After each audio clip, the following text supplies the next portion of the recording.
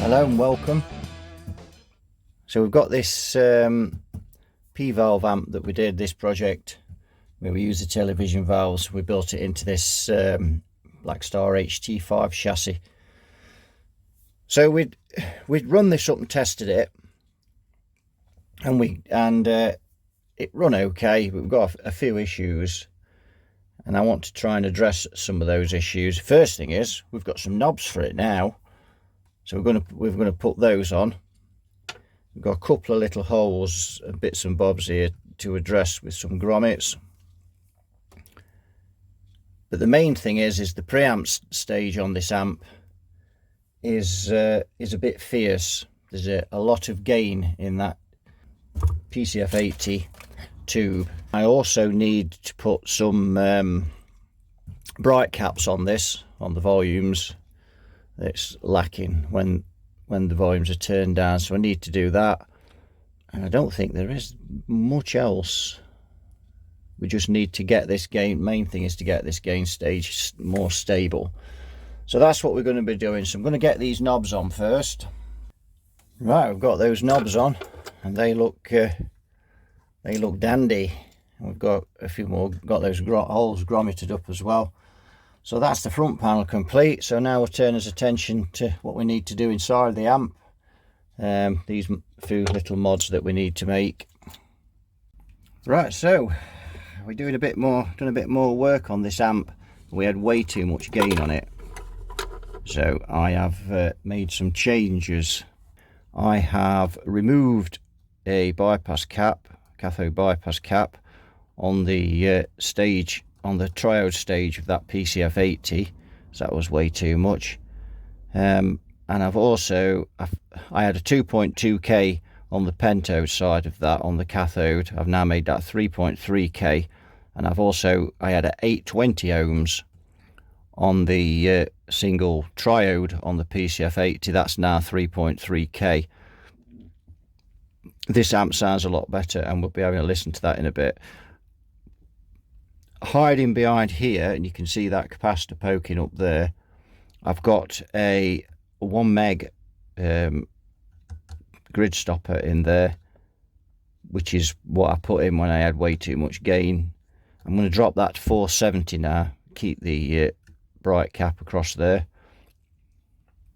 I've also changed the bias on this amp as well, because I noticed that when it's been running for maybe an hour or so, the transformer was getting warm. It wasn't getting red hot, but it was getting pretty warm. So I've dropped the 150R and I've put in a 180R, and we've now got the bias at about 10.4 watts, and that transformer's really cool now. Probably dropped 10 milliamps off it or something, and it's made a hell of a difference. So that's good. We've put a 10 watt in as well instead of a 5 watt. 5 watt was getting a bit hot. So we are getting there with this amp now. It does sound pretty good. And I have been, while I've been off camera, I have been trying all sorts of things to get this amp right. And then I just thought, just use my noddle and just remove some of the things that, so removing that bypass cap and just cooling those, cooling that PCF80 down, and it's worked a treat. Should have done that in the first place, really. Instead of trying to end up with loads and loads of gain, and I don't know why I do that, because I don't really use high gain amps either. So I don't know, some days you're just not thinking straight, and there were quite a few days when I've built this where I weren't thinking straight at all. Now the other thing I have got on here, which I'm going to reduce as well, is I've got a couple of quite high grid stoppers on the output tubes. And this was an idea that that I got from this Valve Wizard book. The guy in there is a really clever guy, and one of the complaints about, because we've got a cathode phase inverter on this amp, one of the complaints often with those is that when you turn the amp up, really start to crank it, you get a bit farty and don't sound very good. And he'd come up with a solution for that, which was to put high grid stoppers on these output tubes. I've not really had this amp cranked flat out, but I'm going to drop those to about 56k. and see what we get with that. We've got the gain something like. The tone stack I'm not happy with, that's coming out. Remember, this is just a project amp. It's not, we're not building something here that's going to be used. This is an experimental work bass. The idea is if we perfect something and then we take it from this and build it into, you know, and do a proper job of it. So this is all experimental. Now the other thing that I've done on here, and this is what all these test probes and stuff's going on, this amp was running off the 190 volt tap on this transformer here, which you can see. And yes, it is switched off, I've got my finger in it, but it also has a 275 volt tap, and I've moved it over. Now the reason we had that 190 tap for our feed for this amp was because of the PL84 valves that we're using. Now the maximum on those tubes on the data sheet is 250 volts on the plate, and same on the screen as well. But as most people push tubes, and an EL84, the max is 300 volts plate and screen, and yet people push them up as far as 440 volts. Mind you, they don't last as long, but it still works.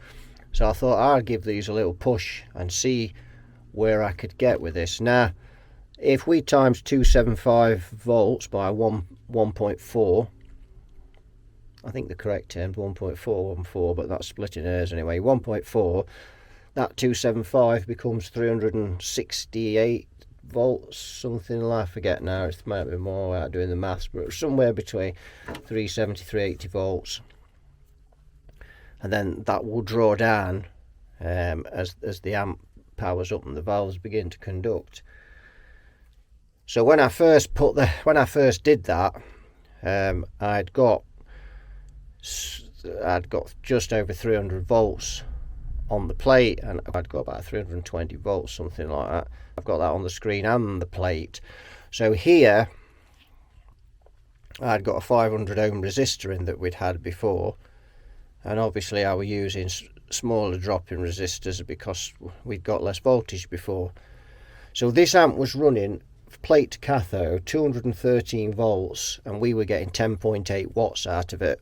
I've took the 180 ohm resistor we had in there originally, and I put in a 390 when I first fired this up, so I'd probably got about 325 volts I think on the plate, and I'd got about 7 volts less on the screen.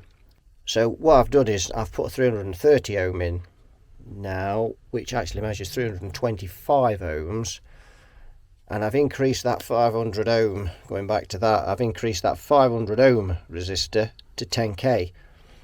That's brought down the voltage on the screens 246 volts. That also increases the plate voltage, which then allows me to put a lower resistor in, hence when I put a 330 in instead of 360. It's not much, but it makes a difference. So I've finished up getting that voltage down to about 314 volts I think on the plate, or 318, somewhere around there. It'll fluctuate because of the mains. So we finished up with 246 on the screen, so we're running the screen fine. We're running the plate about 68 volts over on average.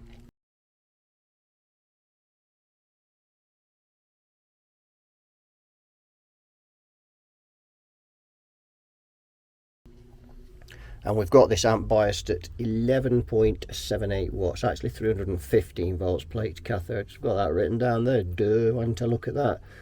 The HT voltage without the valves conducting is 381 volts, which is 1.4 times of 275.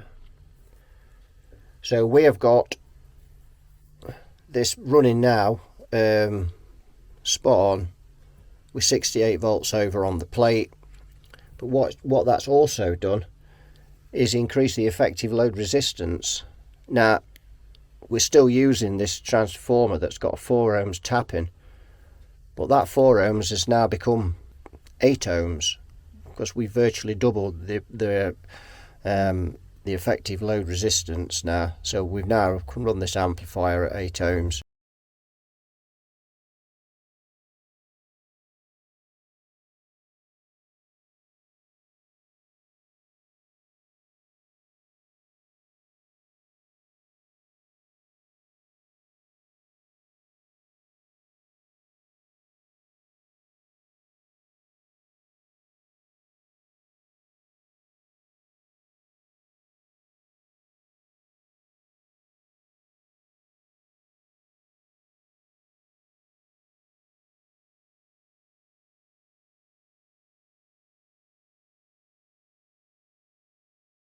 The problem with running this amp on the 190 tapping is that when the tubes were biased at 10.8 watts and they were running at something like 56 milliamps each, which is obviously 112 milliamps just for the 2 tubes. This transformer runs at 160 milliamps, but as we know, the more volts we have, the less current. So now we're running both these tubes at around 78 milliamps.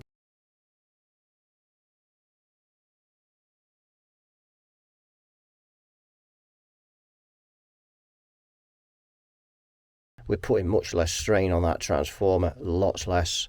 So yeah, we're running those tubes a bit over. To be honest, I don't think it'll bother them one iota. Right, we've got this amplifier back in its case. I'll just go through a few more changes. So I've got a PCF 82 tube in this amp now instead of the PCF 80. Remember that those tubes are a triode and a pentode in one bottle. They're a preamp tube. So the reason I've put that in is the gain factor is 35, where the gain factor, that's on the triode of course. The gain factor on the PCF 80 triode is about 18, which is around 12AU7 mark. So I thought I'd put that in, and it has given me a little bit more gain. This amp is now as clean as a bell, and one of the reasons for that is I've put a Fender Bassman tone stack in it. I wasn't happy with the previous tone stack, so I've put this Bassman tone stack in it, and this amp is as clean as a bell, as you can hear.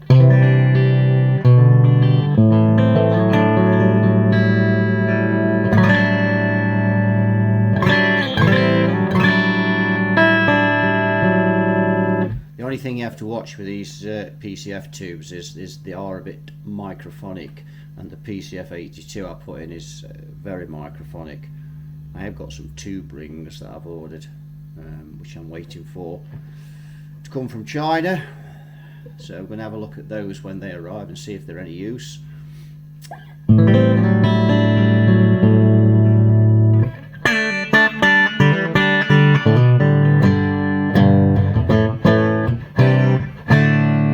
And this amp sounds much better than the first time we demoed it in part 1. So we're on the bridge pickup, and this is a Strat with a Seymour Duncan mini humbucker in the bridge, and it is in single coil mode.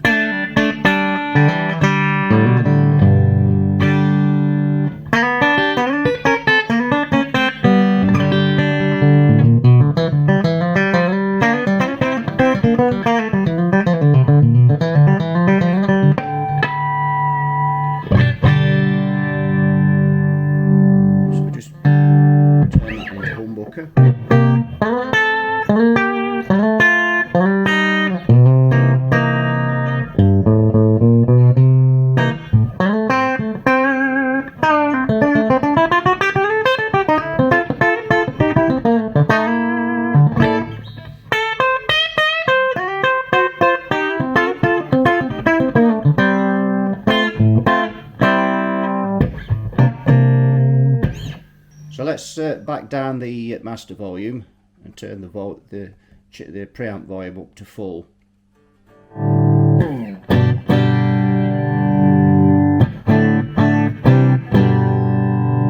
see this amp's still clean.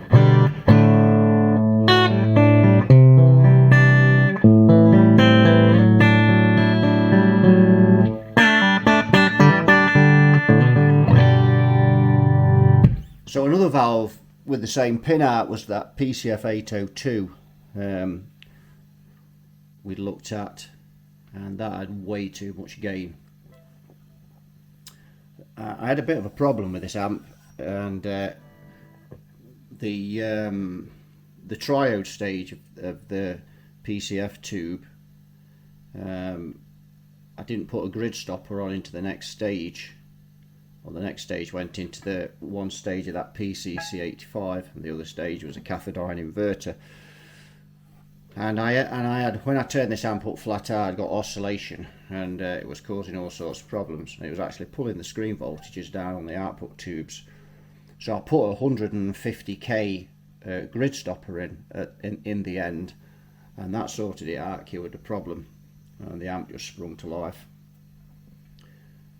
The PCF 802 had so much gain that even the 150k grid stopper wasn't enough, so I abandoned that idea. I thought, I can't see the point in playing around with that, and we've got a really great sounding amp.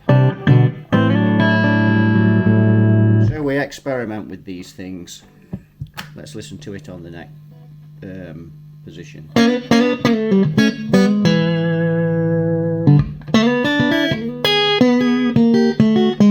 Now I put a bright cap of 100 picofarad on each of these volumes for when these are turned down, and it's made a massive difference. The problem with using 1 meg pots, which is what we've got on here, is that when they turn down, it's such a high resistance, we lose some of the highs. So the idea of the bright caps is to pass those highs over, and that's why we've put those on. Once you get the volumes turned up, of course, it's fine.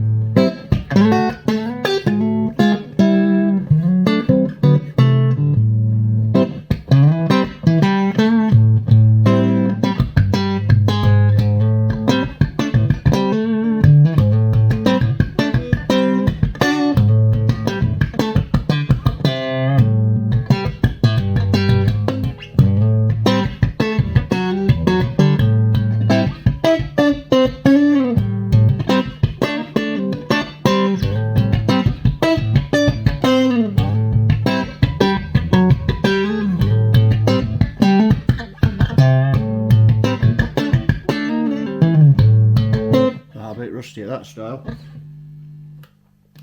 So let's try the bridge pickup and the middle pickup.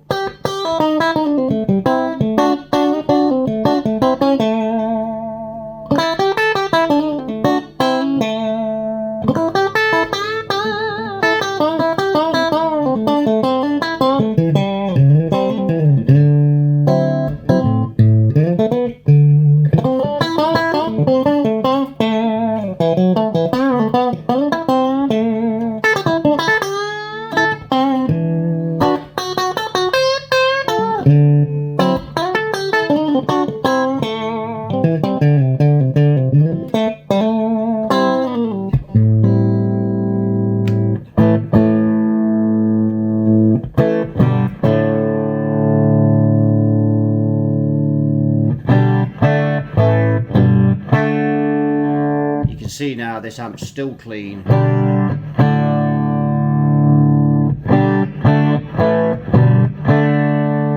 And that really wound that up. And it's still clean.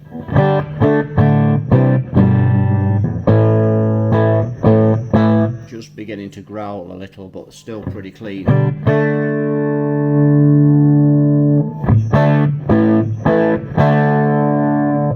Even flat out, there's hardly any gain on it.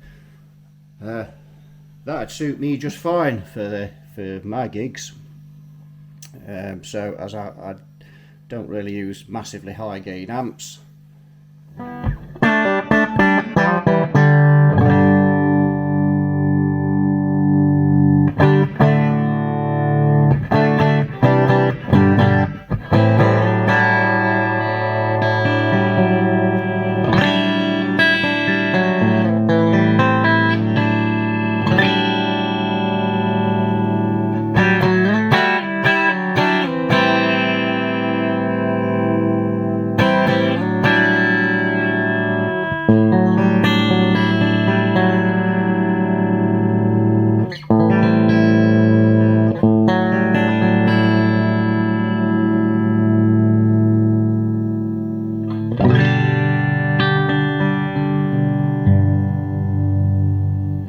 So there we have it. A bit of a strange part to that one. It's kind of me fiddling around trying to get this amplifier right. But I have actually got this now really sounding chod on as I like it. Probably would suit everyone, but for my taste this amp sounds great. So that's another one done. So what we may do in time with this, because remember, as I said before, this amp is a prototype, and I haven't gone to town on the neatness on this amp. It's soldered up correctly, I just haven't gone to town on the neatness, which I would normally if I was building something like this, because we've been taking things in and out and whatnot. So this amp's a test bed really, prototype, and I am going to take this amp out on a gig and just try it at you know, at gig volumes and using it live. And that includes putting some pedals through it and whatnot, just to experiment with it, and then that'll tell me whether I've got this right or not. It's alright using them at, you know, in your home, but the test is when you get them out there live. And if this amp's okay, then I may then build this amp into something nicer and use a proper turret board and make a proper job of it. But we'll leave this one here now, and thanks for watching, and I'm sure you need a bit of patience to watch this one. So you all take care, and I'll see you soon in a future video. So bye bye for now.